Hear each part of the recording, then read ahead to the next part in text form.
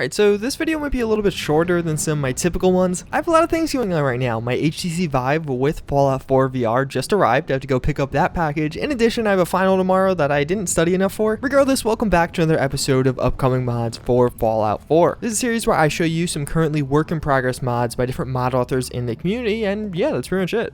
Starting things off, we actually have a full view of all the attachments coming with the AK-5C. This, of course, is an upcoming mod by Axis, the recent sellout and quitter. The AK-5C is something we've been talking a lot about. Obviously, this is going to be a pretty close to finished screenshot considering all the attachments are finalized. You can see a lot of cool stuff here. I'm really happy included some of those different magazines, the kind of crazier or more interesting ones. At the end of the day, we're modding a video game, and having some of that more fun and outlandish stuff as an option, I always think is an awesome addition. Even further, as you can tell with some of the suppressors, there's a tin can there, which is definitely interesting. And if you guys don't know, outside of this, there's also going to be magazines you could find, very similar to how you get kind of bonuses in Fallout 4 from finding magazines. But with this mod, as you find those magazines, you'll actually unlock new paint jobs for it. Another really cool thing that I'm excited to get to experience.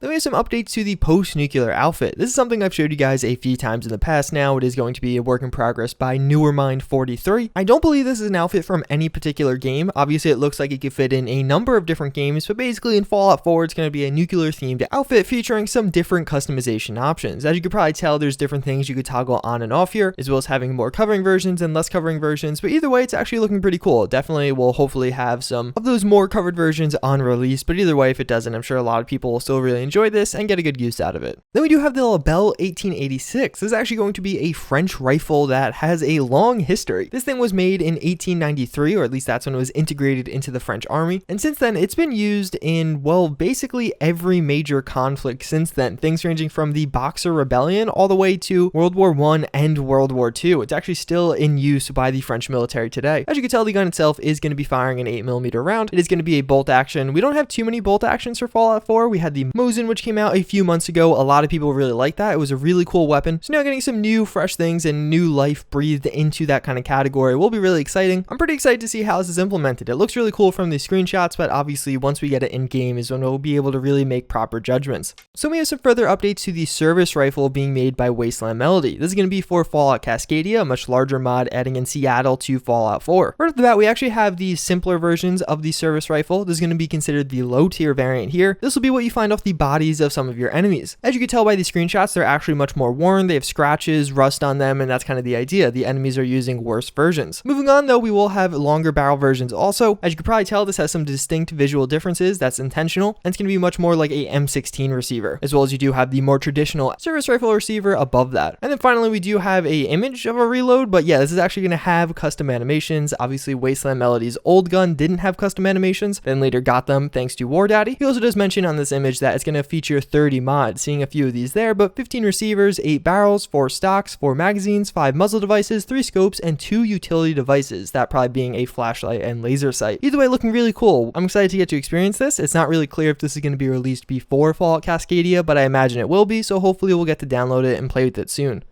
Alright, so this is another one I'm pretty excited for. This is going to be the animations for the Tec MLP. This is a gun I covered a lot. It was actually Blood Meat, a mod author that made a bunch of cool mods for Fallout New Vegas, first mod for Fallout 4. Unfortunately, on release, and even right now, it doesn't have any animations. It's reusing some of the vanilla ones, which really makes it, although a cool weapon, not a viable one for a lot of people, myself included. Well, fortunately, now War Daddy is working on custom animations for this, as you can tell by this video. I'm going to have a full link to the video down below. Check it out. I'm really happy about these. They look really good, and hopefully it breathes a breath of new life into this weapon and gets it a lot more downloads. So we have an interesting one with the reviews of The Last Jedi coming out. I feel like it was pretty fitting to cover this. It's going to be called Imperial Institute. More or less what this mod is going to be is taking advantage of some of the existing mods out there, like the Commonwealth Stormtroopers mod, as well as some of the other Star Wars Blasters mods, and incorporating them into one larger mod, overhauling the Institute to be, well, Star Wars or Stormtrooper themed. He actually does mention how he's going to make leveled lists and things like that. There's going to be new people like synth commanders that have a certain loadout wearing special variants of the armor. I believe he's actually modifying some of the other Stormtrooper armors that have been made, and hopefully the background images actually speak for themselves. As you can see, there's going to be a lot of variety here, dirty variants, clean variants, different ranks and different loadouts for some of these different soldiers. I think it's going to be really cool. It's going to be an interesting way to mix up the Institute. If you're a fan of Star Wars, it'll probably be a must download for you on a new playthrough just to mix things up. But yeah, that's pretty much going to wrap it up for this video. Obviously a shorter one. Hopefully you guys still enjoyed though, and hopefully I'll see you all next time. Later.